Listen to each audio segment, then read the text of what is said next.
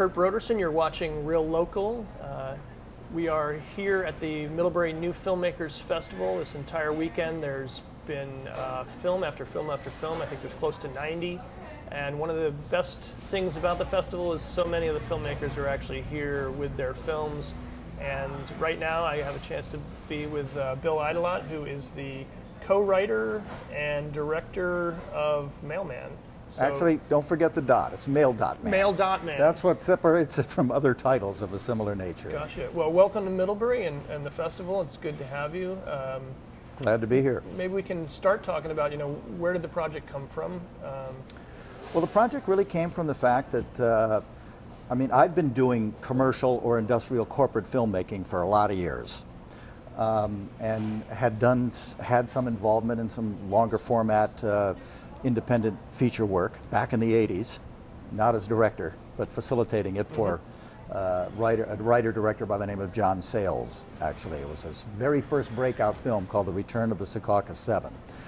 I watched that ages ago. It was shot entirely in North Conway, New Hampshire, as a matter of fact, using actors that he wrote it for from either Williams or Dartmouth College, people that he'd worked with. So they all played the roles. I was the co-producer of that and the cameraman on it, and we had a very small, tight-knit crew because basically we were making it for pennies from money that John had earned from his novel writing and so forth. So that was kind of where some of my involvement started, but many of us who were trying to make careers in the business, we kind of need to get paid for it.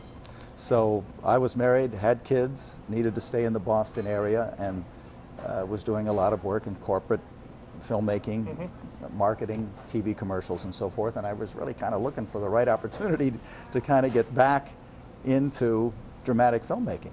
And my youngest daughter is now a senior at University of Vermont, so gradually those tuitions are becoming less of an obligation. And a longtime friend of mine from my Dartmouth days, I started doing film work at Dartmouth years ago.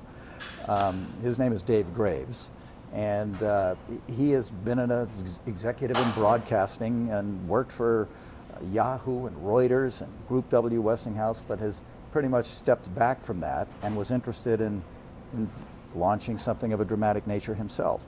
So we came up with the idea. While we're both very dependent upon our marvelous, digital devices, we don't go very far without having these in the pocket and depending upon them. But we both kind of came to the conclusion that, one thing we kind of are sorry to see go by the wayside is that people don't write letters anymore. They send texts, they do tweets, they do Instagrams, they do emails, although even to a certain degree, emails are beginning to be less of a thing. But the idea of sitting down and writing somebody a letter, whether you're printing it out from your computer and folding it up and putting it in an envelope, or you're writing a handwritten letter and putting a stamp on it and sending it to somebody, it just is a bit of a rarity. And I come from a generation whereby, landlines and letters were in fact the way we communicated. And there's something about the power that it can be delivered in terms of emotion, humor, everything else when someone opens up an envelope and there's a letter inside. And so we decided we'd do a little short film. It's about 23 minutes long that basically points out that, yes, today's technology is fantastic. It's wonderful. Whoever saw this coming? It enables us to make films for a lot less money than it used to be when we were shooting film. But let's not forget entirely about the fact that there is value in the written word. Printed, written, mailed, stamped, and arriving hand-delivered by a postman. And certainly the United States Postal Service has gone through massive evolutions in terms of cutting back, becoming more efficient. They deliver a lot more packages, marketing materials, election flyers, that sort of thing. And we figured that maybe the best way to tell the story was through the eyes of a kind of a lifelong veteran mail carrier who himself has become somewhat disillusioned with the fact that people aren't loving to see him anymore the way that it probably used to be.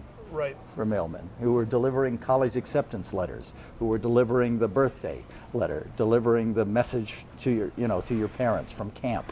and that sort of thing. So basically, he's the protagonist of our story, and you see him over the course of several days with his interactions with people on his route, and you gradually are realizing that he's not quite as happy as he used to be.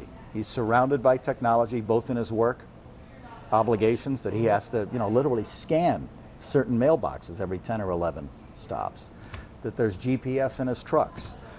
He gets his schedules by email. His wife is totally immersed in Instagram and Facebook and so forth and so on. And he's kind of not a total Luddite. He's got a phone, but he just doesn't use it for any of that. And he's becoming a bit disillusioned. And then something happens, which I won't necessarily go into here. But that's the gist of the story. Is once we meet some of these people and so forth, and we see who he's interacting with, something happens in the way of a long lost letter. And it leads to other developments that I would best liken it possibly to a little bit of a nod to Frank Capra. We wanted to make the characters real, but we also wanted an ending that kind of smacked a little bit of the old school movies, just like our message is a little bit old school from the standpoint of letters. And so I will say that it has hopefully what is a reasonably uplifting ending, but also with a touch of humor. Yep. That's the basic gist of the story. Well, you're the second filmmaker that I've talked to where letters are sort of the genesis behind the story. Dollar a Day Boys is a story about the Civilian Conservation Corps and was based on the filmmaker's father being in the CCC, writing letters to, I believe not even his wife yet, I think girlfriend, when he was 19, and this lengthy exchange of letters, and that was the beginning. And like you say, it's not something that happens today. No. And certainly when I'm waiting for the mail, or when I get home, my kids now pick up the mail, and they like to run down the driveway with it, but we're not excited to see it because it's typically bills or right. junk mail. Right. And you can imagine what the mailmen feel like. When it used to be that they would be greeted to some degree with such anticipation and enthusiasm, and now it's like, oh, it's just a mailman. But at least, speaking sort of for our route, we at least we have a waving acquaintance with the mail carrier, and it's a friendly face, even though we don't interact too much. So how was the change from corporate video to sort of a creative, fictional? Well, the tools that you pick up along the way, those still apply in terms of tricks of the trade, what you do with the camera, looking forward to what you're going to be doing in the editing, coming up with the right music, creating the mood, working with the talent, the actors to, you don't want overacting, you want it to be real, you want the moments of humor to work and so forth. That never changes, because even when you're working in the corporate world or with actors in TV commercials, all that stuff applies. But I will say this, and I've long maintained this, when it comes to dramatic filmmaking, the hard part's the writing. When people ask me, gosh, you've been involved in some aspect of filmmaking for years and years and years, what's the single most valuable aspect? And they're going to expect me to say, camera work. I mean, I've always done a lot of camera work. I started out in the business as a ski film cameraman for Warren Miller, and could ski backwards at 40 miles per hour with a camera. Can still do it. But fortunately, the cameras are lighter. But it's not necessarily photography or camera or lighting or voice or anything else. The most valuable skill, I think, is in the writing. It's got to be there on paper. One of the reasons John Sayles has been so successful. He was a writer. That's what he does. And ever since Secaucus 7, the guy has made an independent film almost every year since, or at least every year and a half. He makes them about subjects that are of interest to him, but they're always well written. Actors always love working with him because the characters are developed so fully and with such complexity. And there's an argument to be made that today's television is in its golden age because so many writers love the aspect of being able to develop story arcs over 12 and 13 weeks, and the complexity they can bring to character is great. And I think one of the things that we learned, my friend, college buddy, who's the producer of the film, and co-writer Dave Graves, and I basically found, we went back and forth exchanging screenplays, keep tweaking it. Look what I did to this scene. Well, I got rid of that character, and argued about it Literally, we would argue about it. And we would try to defend. It was a very useful process. As to why would we, we need that character. That's the comment. No, we don't. It just takes more time. It's such a process. And questioning specific lines of dialogue. Well, that's hokey. That doesn't work. Or that's what we'd expect him to say. Let's have him say something else. Oh my goodness. It was a reminder to me of just how challenging and how important the writing is. And if you've really thought it out, by the time you get on set with your actors and the rest of your crew, and hey, we were self-funding this, so our crew was composed mostly of film students, pretty much like Jay Craven has come as his model, whereby they were recent or current film students from Emerson in Boston and BU, who were essentially our crew, and it was wonderful to work with them. Tremendous enthusiasm and energy. But by the time we got to the point where we were actually filming, we had talked it out so much that it was really, we might as well have storyboarded it, because we really knew the story we wanted to tell and how we were going to go about telling it. Well, I'm really glad you emphasized starting with the story, because I was an English major, creative writing. I was an English teacher for quite a while, and now my role is primarily not in front of the camera, but behind it, and you can get bogged down in the technology and what camera choice you have, and those are all important decisions. But the movie starts and ends with what's the story that's being told. I'm totally story driven. I mean, people get tired of hearing me say that. I mean, I know what I like as a viewer. Pretty pictures are great. I've been a cinematographer. I've been a cameraman. I can take pretty pictures. I can appreciate pretty pictures and lighting and so forth. But man, if there isn't a story there, you're going to lose me as a viewer. And I certainly wanted to make sure that we were incorporating that into our story. There's got to be a point. There's got to be a story, and there's got to be characters you can relate to. And I know that in some cases, films will end, and you kind of cock your head and say, all right, now, what has happened to that person, or where did they start, and where did they end up in terms of their thinking or whatever? And I kind of prefer the filmmaker to let us know on that point. Now, it may open up other questions going forward from the viewers of, geez, I wonder what's going to happen if this should happen or that should happen. But I don't know. To me, what I go to the movies to see and what I enjoy seeing on television is story. And if you've got a good story, I'm sticking with it. That's question for me then, coming to the end of the interview, end of the movie, where are you going next? What happens next for this? Well, I would say this. We argued about this going into it. We didn't want to take the position that, today's technology sucks. It's totally distracting, and people are just doing nothing but staring at their iPhones and so forth. We wanted to pay respect to the wonderful aspects that the digital universe has brought to all our lives, and the communication, the instant communication that it has facilitated. But by the same token, we just wanted to remind that every once in a while, in fact, what we'd love to have people do at the end of our movie is say, yeah, the phone is great, but I'm going to go home, I'm going to write a letter to this person, I'm going to write a letter to that person. And I think the person writing the letter gets an awfully good feeling from that. And the person receiving the letter gets a great feeling from that.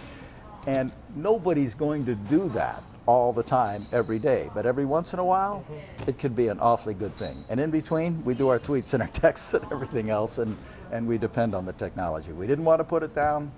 We just wanted to remind of something that has been a very important part, not only of our culture, but cultures across the world, have preserved incredible letters written by authors, written by governmental leaders, written by historians.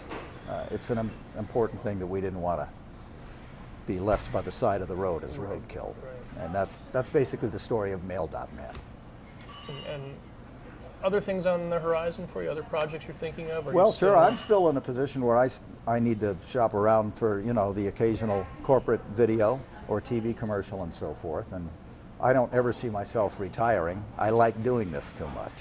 And I really like having had the opportunity to get back into dramatic storytelling. So I'd sure as heck like to do more of that. since this was a self-funded enterprise, we wanted to see if we could pull off a decent, what would basically account for a half hour of television. You know, we did it for 23 minutes, so that allows, in case somebody was going to put breaks into it, it would fit. And we wanted to see if we could do it for an affordable amount of money, and then look at it and say, well, you know what, 4 times that is a full-length independent movie. And if we shot it using a similar model, we could do that. So we're interested in scripts. I mean, we might even theorize the idea of doing a script competition to see what other writing talent is out there, because we now know how to pull off something like this. And it would be fun to undertake more projects of that nature, maybe short films, maybe short dramatic films, but I think we're gearing more toward, you know, the full-length film, or even a TV pilot, something of that sort, as long as there's character and story and a point. I think those are the parameters that we want to force ourselves to stick with, and we'd love more opportunities, and that's what we're gearing for. Well, it's, I mean, great opportunity to meet other screenwriters, other filmmakers, and you know, make those connections, because I am, and I'm certainly enjoying my time here. I'm here for 3 days through the Middlebury Festival, and I can't see enough films. I'm literally jumping from theater to theater, looking at, timing out the estimated lengths of the films so I can see the ones that I want to see, and meeting some of the other filmmakers, and it's an incredibly stimulating atmosphere. So I think they've done a terrific job launching this festival in its very first year. And I've been to a few other festivals that were a little less well organized, to be honest with you, and have a few more coming up. But as a first time out, I think they've done a terrific job, and I have the feeling this is going to be really a successful ongoing annual event for Middlebury and Vermont. right, and that's what we're hoping. So thanks for coming, and thanks for contributing your film to the festival. Well, thank you. Appreciate it. Enjoy it. Mail.Man, I won't forget the dot this time. Yes. So it's been a good conversation, and thanks for coming. Thank you, Kurt. Enjoy the rest of your time at the I festival. appreciate it.